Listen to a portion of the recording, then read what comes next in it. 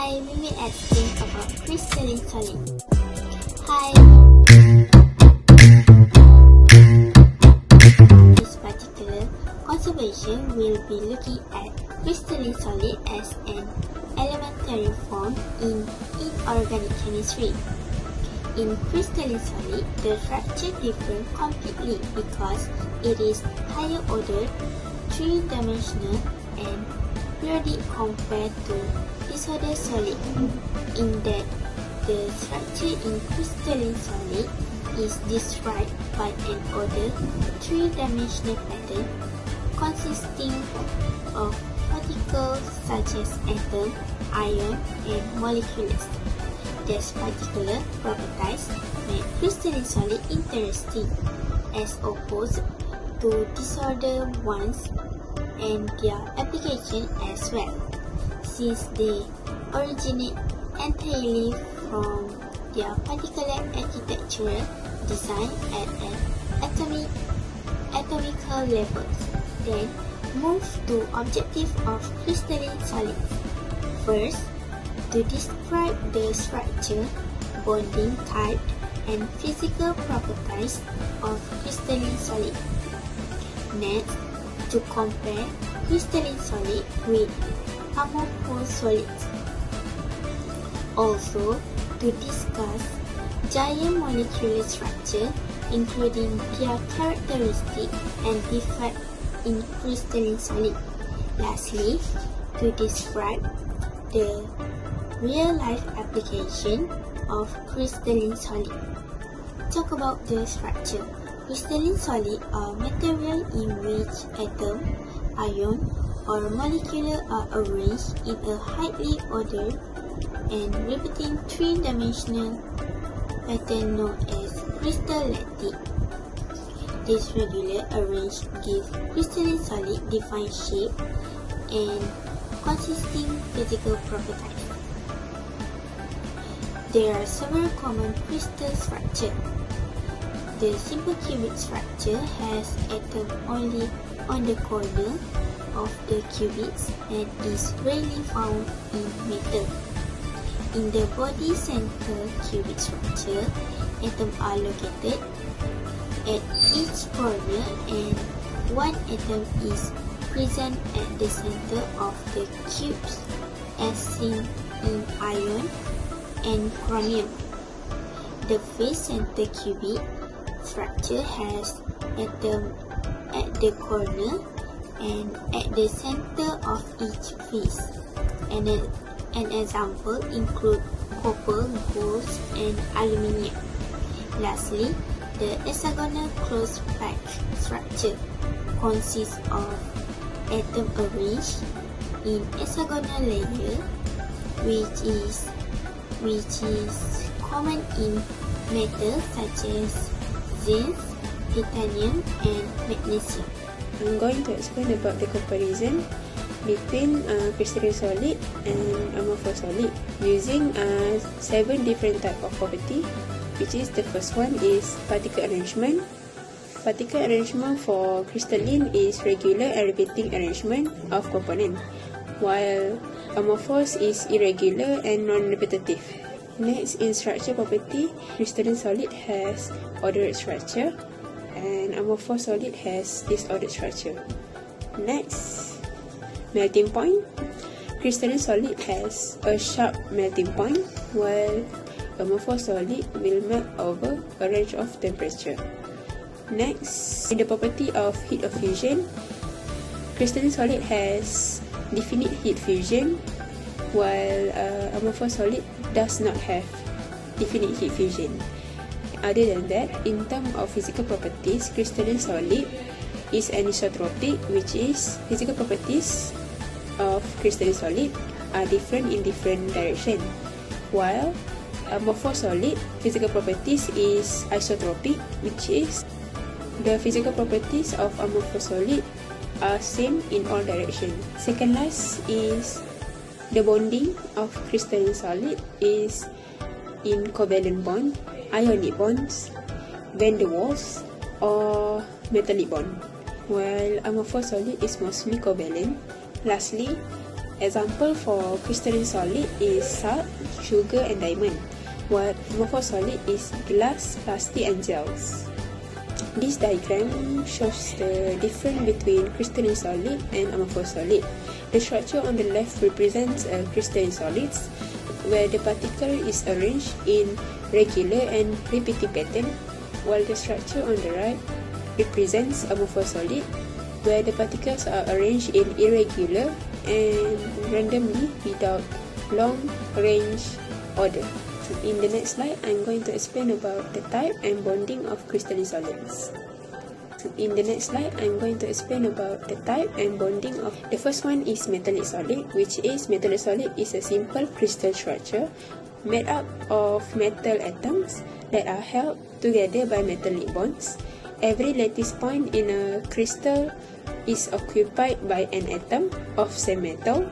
The structure, which is the bonding, is often described as a uniform distribution of atomic nuclei, which is positive metal ions within a sea of delocalized electrons. Bonding electrons are delocalized over the entire crystal. The mobility makes the metal good conductor of heat and electricity. Next, I'm going to explain the structure for metallic solid. There are three structures, which is BCC, FCC, and HCP. The first one is BCC, which is body-centered cubic. The coordination number of this structure is 8, and the BCC unit cell consists of a net total of 2 atoms, which is because there is 8 at the corner, 1 at the center. The BCC arrangements does not allow the atoms to pack together closely as the FCC or HCP arrangements. Next structure is FCC, which is face-centered cubic. Coordination number for FCC is 12, and the FCC unit cell consists of a net total of 4 atoms, which is 8 from the corners atom and 6 of the face atom. The atom can pack closer together than they can in BCC. The atom from one layer nest themselves in the empty space between atom of the adjacent layer. The last structure for metallic crystal structure is HCP, which is hexagonal close pack. There are 6 atoms in the HCP unit cell, which is there are 12 atoms in the corners of top and bottom layers, the 2 atoms in the center of hexagon of both in the top and bottom layers. The atom from one layer nest themselves in an empty space between atoms of the adjacent layer, just like in the FCC structure. Next, HCP has 3 layers of atom in each top and bottom layer. There are 6 atoms that arrange themselves in the shape of hexagon and 7 atoms that sits in the middle of hexagon. The first one is BCC, which is body-centered cubic. The coordination number of this structure is 8, and the BCC unit cell consists of a net total of 2 atoms, which is because there is 8 at the corner, 1 at the center. The BCC arrangements does not allow the atoms to pack together closely as the FCC or HCP arrangements. Next structure is FCC, which is face-centered cubic. Coordination number for FCC is 12, and the FCC unit cell consists of a net total of 4 atoms, which is 8 from the corners atom and 6 of the face atom. The atom can pack closer together than they can in BCC.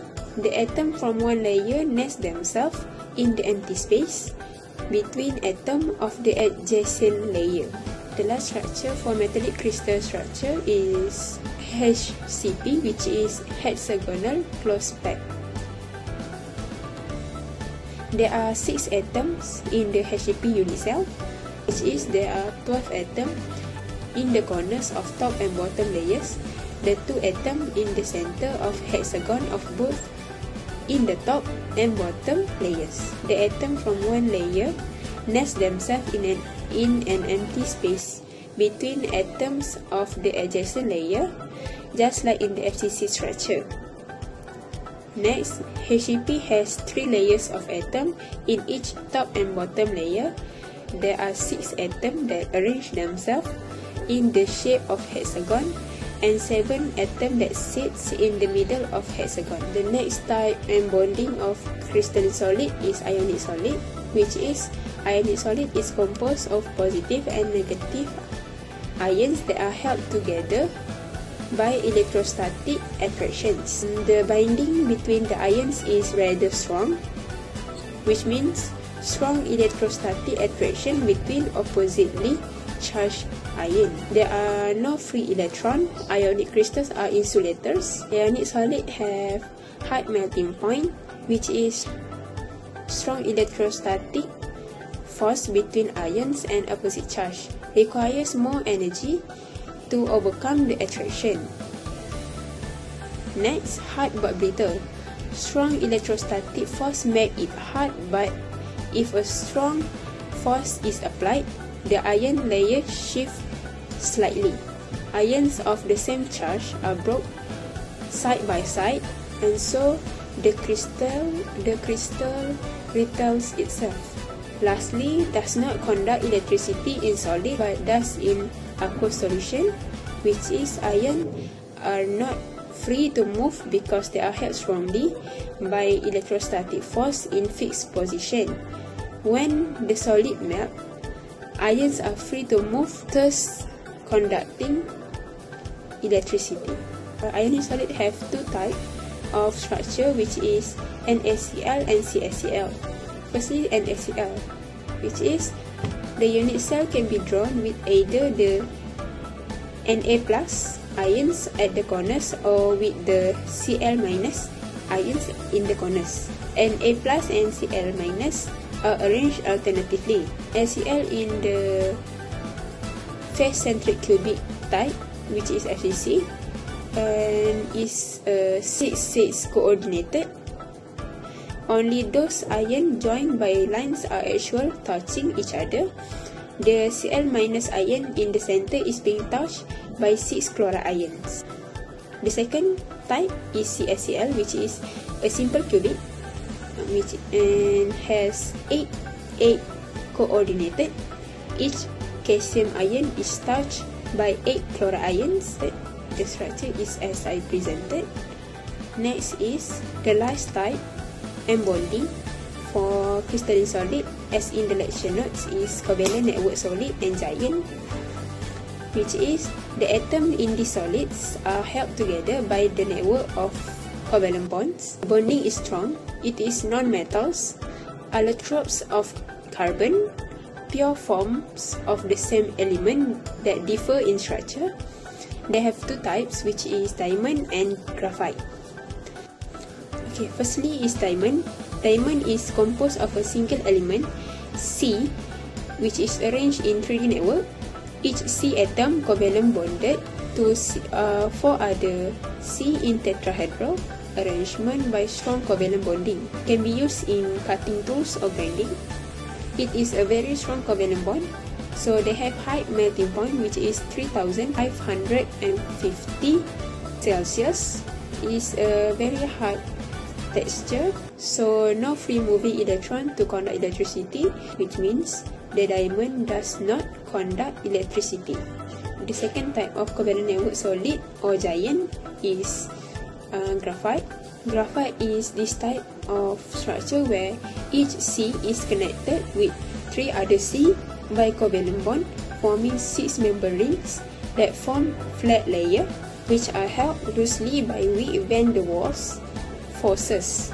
The C compound only uses 3 of its 4 valence electrons, so it has 1 unused electron. The electrons are able to move freely, which make it can conduct electricity. Graphite is an electric conductor. Graphite can be used as lead in pencil and lubricant. There are 6 member rings form flat layer which are held loosely by weak van der Waals forces, the layers can slide past each other, resulting in softness of graphite. Graphite has high melting points, similar to diamond. In order to melt graphite, it isn't enough to loosen one sheet from another. Must break the covalent bonding throughout the whole structure. Properties of metallic solid. First, high melting and boiling point. Metallic bonds are very strong. Because of these traits, a large amount of energy is required to break the bonds between the atoms. Second, conducting electricity. Metals are excellent conductor because their valence electrons are free to move throughout the structure, allowing electricity to flow easily. Third, metallic luster. Metal have a distinct shine because of the delocalized valence electron can absorb and re-emit electromagnetic radiation light. And last is malleable and ductile. Metal can be hammered or stretched because of the layer of casing can easily slide past each other without breaking the overall lattice structure. Next, we move to crystal defect. Crystal defect have two defects. First is stoichiometric defect. Stoichiometric defect is irregularities or deviation from ideal arrangement of constituent particles around the point or atom in crystalline solid. So defect in crystal where the ratio of cation to anion remain unchanged. So this is stoichiometric defect. First we have vacancy defect. Vacancy defect is an atom is missing from its regular atomic site. Because of its missing atom, the density of substance is decreased. Second, Scotty defect. Scotty defect is a pair of one cation and one anion missing from a regular site in ionic crystal. And because of missing ion, the density of substance is decreased. Next is interstitial defect. Interstitial defect is when an atom occupies a site that is not normally occupied. So increase in number of atoms in increase the density of substance. And last is Frankel defect.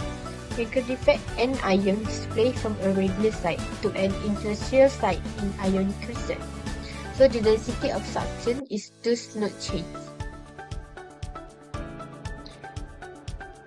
Next, non-stoichiometric defect.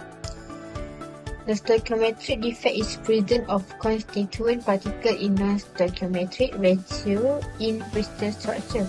There are two types of defect.